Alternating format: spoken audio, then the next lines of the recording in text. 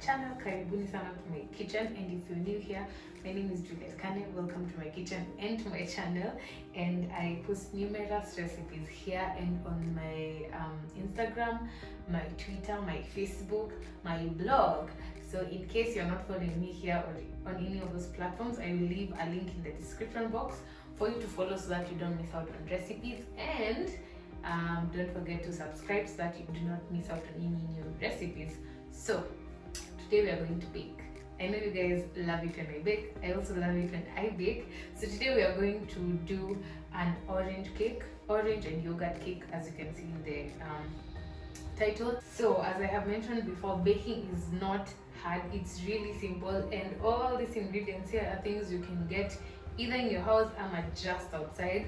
And for this cake, we are going to be using fresh oranges. I'm also going to be using a bit of orange oil just to show you a substitute in case you cannot access oranges. But if you don't have the orange oil, you can just use your natural oranges. We are also going to be using yogurt instead of milk. The yogurt is going to make the cake even more moist, so it's going to be so lovely. Let me walk you guys through the ingredients, and then we'll go through the process. Bake it, make a quick orange glaze, and then we'll be done. I usually like to divide my ingredients into dry and wet ingredients. The only dry ingredient we're using is self-raising flour. I prefer self-raising to all-purpose flour and baking powder because it just removes the step of adding baking powder. For the wet ingredients, we're going to be using a 1/3 cup of vegetable oil. We're also going to be using 1 cup of yogurt. I also have about 1/2 cup of sugar. Because the oranges have sugar in them, we're only going to be using 1/2 cup of sugar. 2 eggs. We're going to be getting some orange juice and orange rind from these oranges. And finally, I have some blueberries. These ones are optional, but I like how they look inside the orange cake.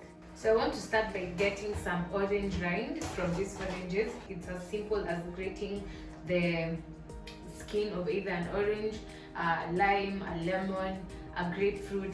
Just when you see rind, this is how you can get it.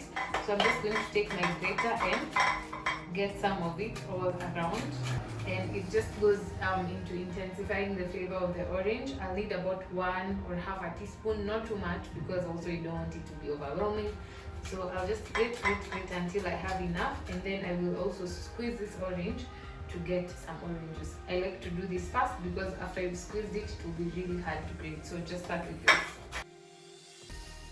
As I squeeze this orange, let me just talk about 1 or 2 things. The first thing, I always insist for you to use cups, and I don't mean teacups. These are the kind of cups I'm saying. These are measuring cups. When you use teacups, different people will have different sizes of teacups, so you will end up using the wrong measurements in your baking. A set of this is 130 shillings in Kenya. That's about $1, yeah, or just slightly over $1. So it's a really good investment to have in your kitchen. Secondly, I do receive a lot of questions on where I get things for baking. For example, someone might ask me where I get this orange oil. I will link a baking playlist here and down below. Go watch it. I have shared all the information on where I buy things and all those things because they'll really help you out. So let's get back to it. So I'm going to start off with my wet ingredients. So I'll start with my vegetable oil. I always say I like to use vegetable oil when I'm making cakes that have either fruit or vegetables in them because of the water content. When I use margarine, the water content is usually higher in margarine and butter than it is in oil, of course. So because fruits have more water than a typical cake, say a chocolate cake, I like to use oil, vegetable oil, coconut oil, whatever oil you prefer, or sugar.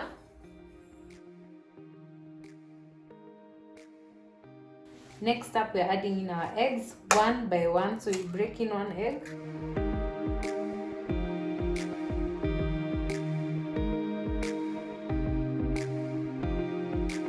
Next up, we're going to be adding just 1/4 tablespoon of this orange oil.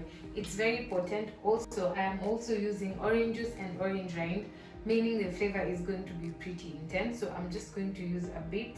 You can easily skip it or just use a little bit. And I will go in with my yogurt. In case you're a bit hazy on the exact measurement of ingredients, kindly check out the link in the description box. It will lead you to my blog where you will get all the exact measurements.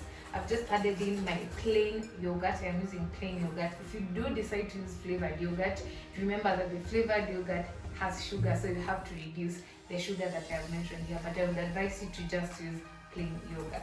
1 cup of freshly squeezed orange.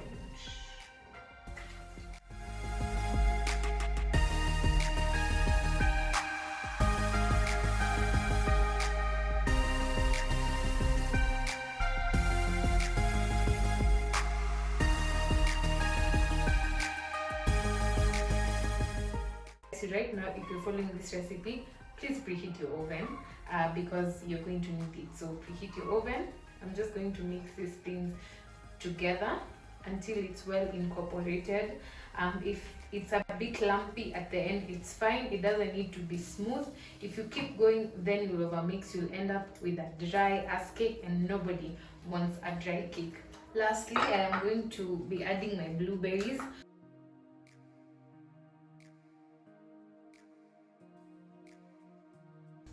This is a pan I'll be using to bake. I thrifted this about 3-4 years ago randomly for like 300 shillings.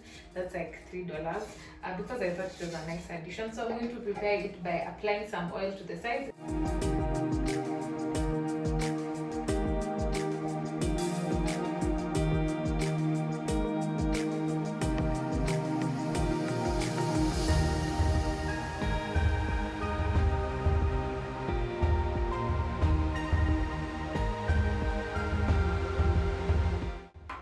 So guys, this is about 25 minutes later and our cake is ready. I'm just waiting for it to cool so that I can release it out of the pan.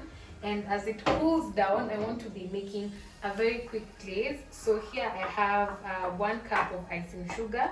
I also have some yogurt and some fresh orange juice. Just 3 ingredients, super simple. And lastly, just to finish up, at the top I have some orange rind, 1 tablespoon of yogurt here, 1 tablespoon of orange juice to start with. Mix it in, and then depending on how the consistency is, I am going to add in a bit more orange juice.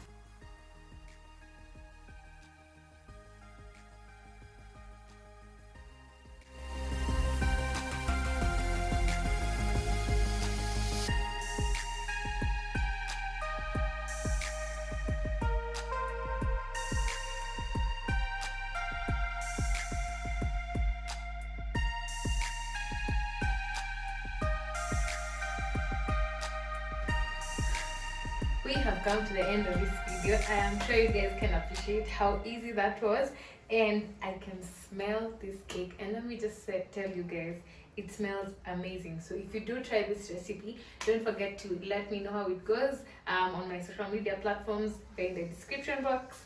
And if you haven't subscribed yet, just hit the subscribe button, like this video, share with someone who you think would like to learn how to make this cake. Hint hint. And yeah, I'll see you guys next week. Bye.